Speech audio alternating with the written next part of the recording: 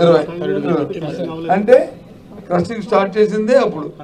ఇంకా పండుగ ఇంకే ఈ లోపు వచ్చి పండిన పంట వచ్చి పొలాల్లోనూ మనకు తెలుసు మాసం ఎండకు వచ్చి ఎండి దాంట్లో తగ్గి దాంట్లో తేమ తగ్గిపోయి వాటికి ఎంత నష్టం వస్తుందో. అది కాక మళ్ళీ వస్తే ఇక్కడ ఒక వారం రోజులు ఇక్కడ ఎండలో పెట్టి ఉంచుకోవాలి పరిస్థితి.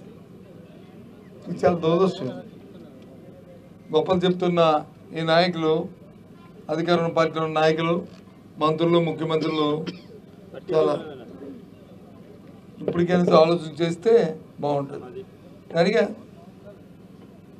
అంతకుముందు నేను మంత్రి ఉండేవాడిని, అమరావతి ఇండస్ట్రీ మినిస్టర్ ఉండేవాడు, దీనికి కన్సర్న్ మినిస్టర్ ఉండేవాడు, మన నాయుడు గారు వచ్చి డిప్యూటీ సీఎం ఉండేవాడు, ఈయన వచ్చి లోకల్ స్థానిక శాసనసభ్యుడిగా ఉండేవాడు.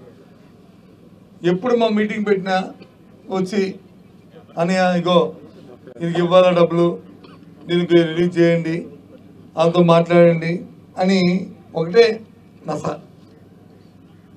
అలాగే మొత్తం మీద ఏదవుతుందని నాకు తెలిసి ఒక 80 నుంచి 90 కోట్ల రూపాయల వరకు రిలీజ్ చేయించాం.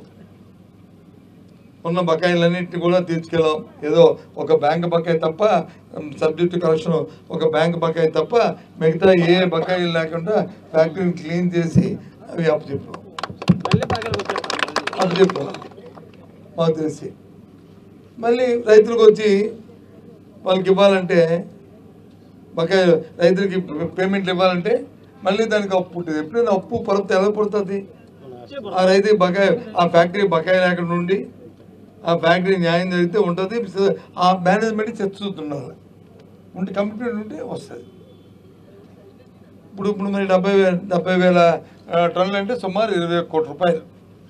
21 కోటి 3,000 లెక్కన వేసుకుంటే 70,000 ఇంటూ 3,000 అంటే 21 కోట్లు. అది కాక పాత బకాయి ఎంత మీకు చెప్పింది వచ్చి ఒక 6-7 కోట్లు.